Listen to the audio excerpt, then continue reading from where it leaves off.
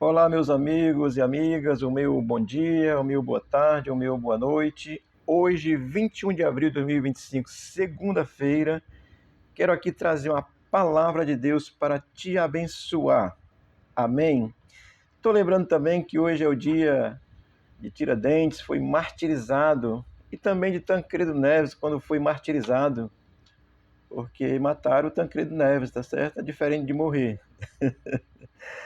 Vamos aqui ao nosso texto, uma palavra de Deus para te abençoar. Isaías capítulo 10, versículos 5 e 6, diz assim a palavra de Deus: Ai da Síria, centro da minha ira, a vara em sua mão é o instrumento do meu furor. Envio-a contra uma nação ímpia e contra um povo da minha indignação, e lhe dou ordens, para que deles roubem a presa e lhe tome o despojo e ponha para ser pisada aos pés como a lama das ruas. Amém? Isaías está aqui profetizando para Israel, que são as 10 tribos, e vamos aqui aprender com esse texto para ver o que acontece quando alguém que é escolhido, chamado por Deus, resolve abandonar Deus. O versículo 5 começa dizendo: Ai da Síria. Olha, o profeta Isaías ele vai declarar que Deus é quem está levantando a Síria contra o seu próprio povo, contra o povo de Deus, Israel, naquele contexto, tá certo? Então, ele vai dizer assim, ai da Síria, porque a Síria apenas está sendo levantada por Deus e para trazer um ensino sobre o povo de Deus, mas também terá o seu castigo, certamente, porque o prazer de Deus não está em castigar Israel, mas em ensinar. E ele levanta aí a Síria para trazer uma lição sobre Israel naquele contexto que está pecando terrivelmente. Centro da minha ira, ou seja, a ira de Deus será manifesta através da Síria ao povo de Israel. A Síria agora é o centro da ira de Deus para se manifestar em Israel. Entenda isso, tá certo? E vai dizer: a vara em sua mão é o instrumento do meu furor. Pronto. O profeta aqui deixa bem claro que a correção que Deus está trazendo a Israel através da Síria é apenas usando a Síria como instrumento de Deus para corrigir o povo de Deus que está errando. É bom você pensar sobre isso, tá certo? Instrumento do meu furor, entenda isso.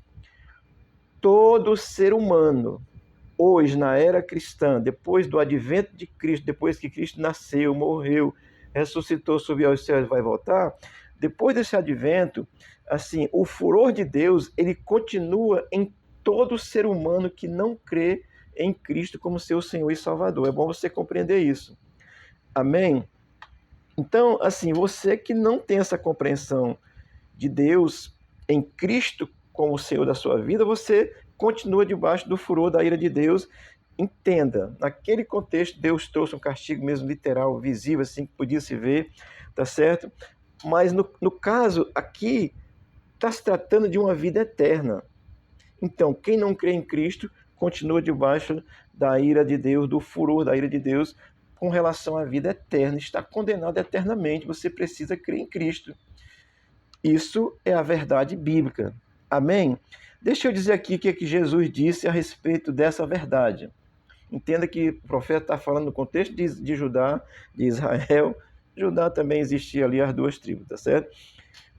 Evangelho de João, capítulo 3, versículo 36, Jesus diz assim: quem crê no Filho tem a vida eterna. Esse é o Filho de Deus, Jesus, certo?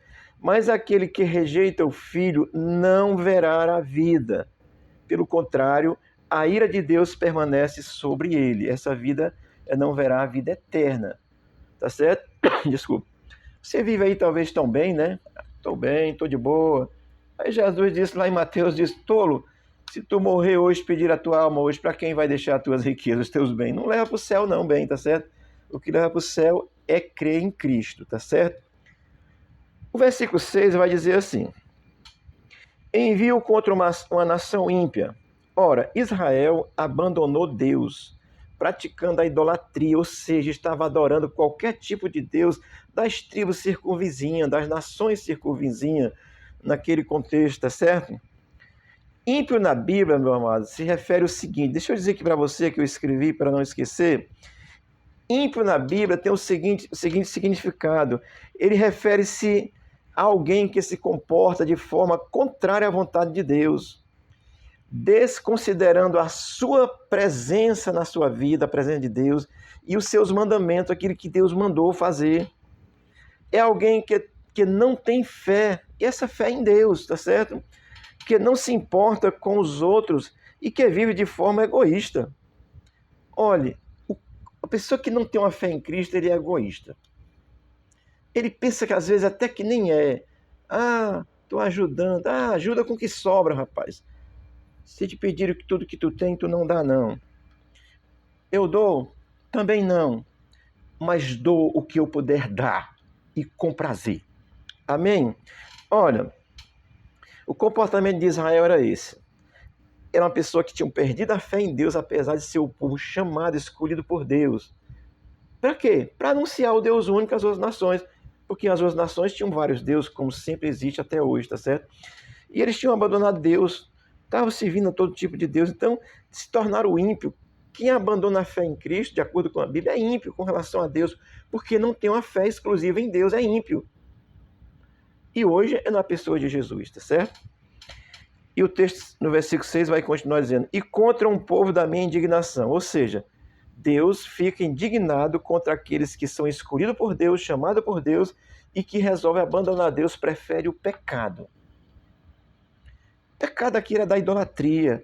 Olha, e como Isaías depois, lá na frente nós vamos ver que ele vai dizer que um pecado leva a outro pecado.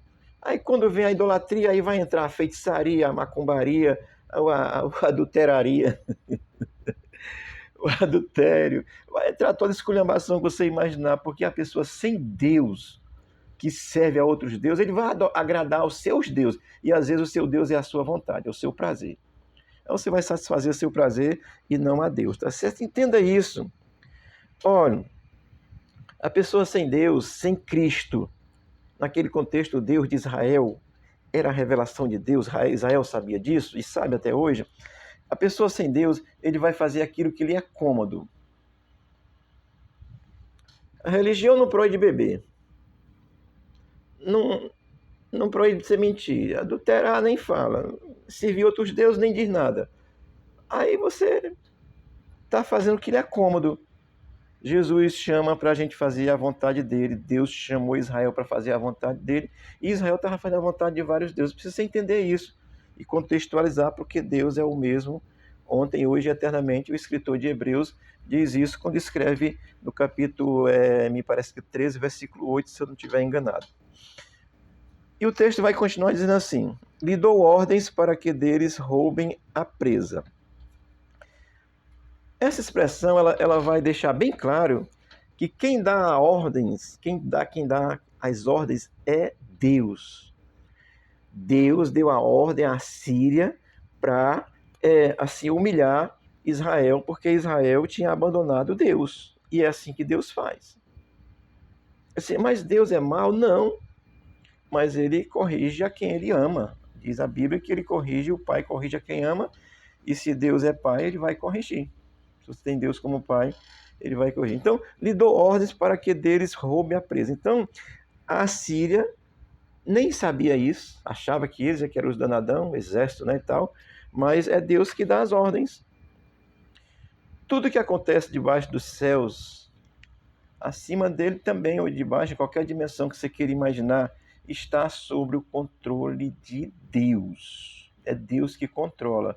Essa maldade que está aí, que você fica se perguntando, onde está Deus? Deus está no mesmo lugar. Mas ele continua deixando a maldade no mundo para ver se as pessoas conseguem pensar nele. E mesmo assim, quem prefere o mal vai continuar no mal, porque os do mal existem também. Amém? Então Deus pega a Síria e usa a Síria como instrumento do seu castigo, da sua correção ao seu povo. O versículo 6 vai terminar dizendo assim: e lhe toma o despojo e o ponha para ser pisado aos pés como a lama nas ruas. Olha, isso é uma humilhação total a Israel, não? Naquele contexto. Então Deus dá um poder à Síria. Então usa a Síria como instrumento da sua ira, porque Deus não gosta do pecado. não gosta da idolatria, não gosta daqueles que o abandonam. Então, essa intervenção da Síria dizer assim que tomar o despojo é tomar toda a riqueza que tem. O contexto era assim. E pisar com os pés como se pisa a lama nas ruas, isso é humilhação para Israel naquele contexto, tá certo? Então, a Síria, ela seria usada como esse instrumento de humilhação a Israel, porque Israel tinha abandonado Deus. É bom que a gente pense sobre isso, saiba-se disso, tá certo? Então, nesse sentido, a Síria, ela até pensava que é por causa do seu exército, né? Grandioso. Não consegue pensar. Às vezes, querido, o mal é usado para que as pessoas de bem abram seus olhos e se voltem para Deus mesmo.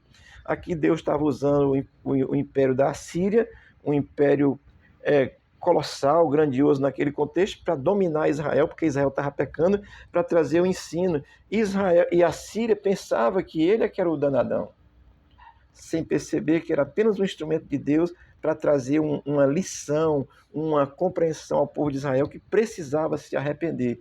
Era só isso que Deus queria e continua querendo até hoje, é que as pessoas se arrependam do seu pecado e se voltem para Ele. Naquele contexto, Israel precisava ter se arrependido e voltado a servir o Deus único de Abraão, Isaac e Jacó, que eles conhecem tão bem, conheciam naquele contexto, conhecem tão bem, continuam conhecendo, e eles precisavam fazer isso naquele contexto, não fizeram, tá certo? Israel entendia, pensava que ele é que era o danado, porque Israel tinha visto, aliás, Israel não, a Síria pensava que ele é que era o forte, né? Porque a Síria entendia que as nações tinham vários tipos de Deus, inclusive como os assírios tinham. E eles imaginavam que o Deus de Israel era apenas mais um Deus criado pelo ser humano e que eles iam vencer, claramente, porque eles eram fortes. Mas Deus, o próprio Deus, criador dos céus e da terra, estava levantando o império assírio contra Israel para trazer uma lição sobre Israel, para que Israel aprendesse que ele precisava se voltar novamente para o seu Deus único e verdadeiro, porque Israel foi chamado para dar testemunho desse Deus, para que as nações e o mundo viessem a crer nesse Deus único. Amém?